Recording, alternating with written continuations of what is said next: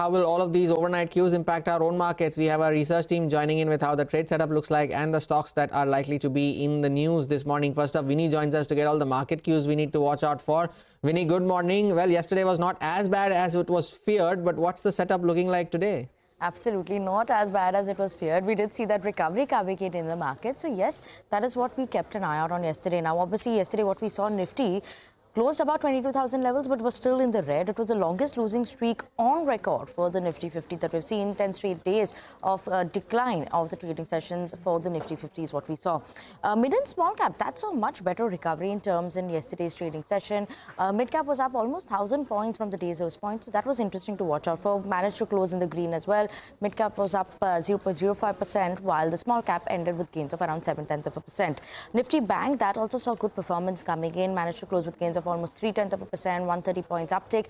SBI, HDFC Bank, ICICI Bank, that was something that supported overall the Nifty Bank performance in terms of a move that we saw. FIIs continues to be sellers, so that is something we should keep an eye out on. FIIs coming back anytime soon is something that would be interesting for our markets. FIIs continue to sell for the 9th consecutive day. What we are watching out for, obviously, we do have the press conference that will be starting from Trump in terms of his first talk coming in. So that is important to watch out for. Trump tariff updates as well as US growth that becomes a concern in terms of stagflation is something key to watch out for. Domestic data points for the Indian market is something important. And the Nifty levels to watch out for is 21,800 is a key level that everyone's keeping an eye out on. Where the market is headed is key to watch out for. Muted start to a bit of a red start is what the Nifty implied open was indicating. The muted start, 67 points lower is what the implied open currently is indicating. Vinny, thanks a lot for that. Over to Vamakshi now to list out the stocks you need to watch out for. Vamakshi, good morning. What's on your list? Well, good morning, Hormas. Power Grid is the first one that we're watching out for. They've been declared as a successful bidder for 3 projects to establish interstate transmission systems on a build, own, operate and transfer basis. GE Vernova has bagged 3 orders worth 500 crores from Power Grid Corp. RVNL also has received a letter of acceptance for a project worth almost 730 crores from Himachal Pradesh State Electricity Board. ONGC's arm ONGC Green has acquired the entire stake in PTC Energy for 925 crores. Keep an eye out on Adani Wilmar as well, because they will be acquiring GD Foods, which is a leading player in sauces and pickles category and owner of the brand Tops. The price per share for the first tranche, that is 80% of shares, has been arrived at an enterprise value of nearly 603 crores. Walchand Nagar Industries is the next counter we'll be watching out for an acquisition here as well. They will be acquiring 60.3% stake in AI Intelligent Technology. Apollo Hospitals plans to commission comprehensive oncology sector at a cost of 250 crores.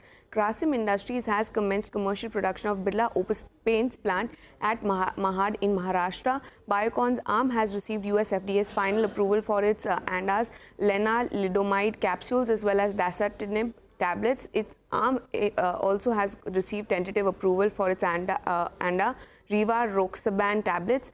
As far as Force Motors is concerned, Feb Auto sales saw an uptick of 46.3%. And lastly, keep an eye out on JSW Energy. CCI has approved the acquisition of KSK Mahanadi Power Company by the company.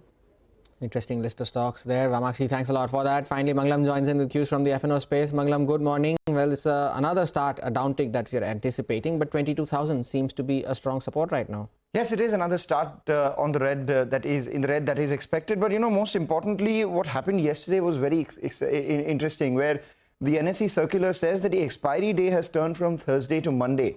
And come April 3rd, all the options and futures, Nifty Bank, etc., will expire on Monday as against Thursday. So that is something we'll most definitely keep an eye out on. As far as the key indices are concerned yesterday, mild red for the Nifty, 10th session in the red itself. The broader markets are doing well. We're in a bit of a bottom formation process for the market. We've been maintaining that over the last couple of trading sessions. The Nifty has seen reasonable bounces from the day's low, and the day's low were contained just around the 21,950 to 22,000 mark itself. And in the broader markets, there was gains coming in terms of, risk on. If you look at HAL, something like a Voltas or Varun Beverages, the ones which have been beaten down, saw some bit of an uptick. Voltas continues its up move as well.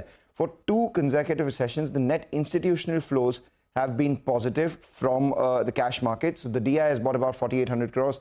The FIIs sold about 3,400 crores. In index futures, the FIIs bought Nifty Bank and sold Nifty. That was the interesting trigger the interesting trade that played out. And we have, the FI long exposure, which has increased from 15% to about 17% over the last 2 or 3 trading sessions.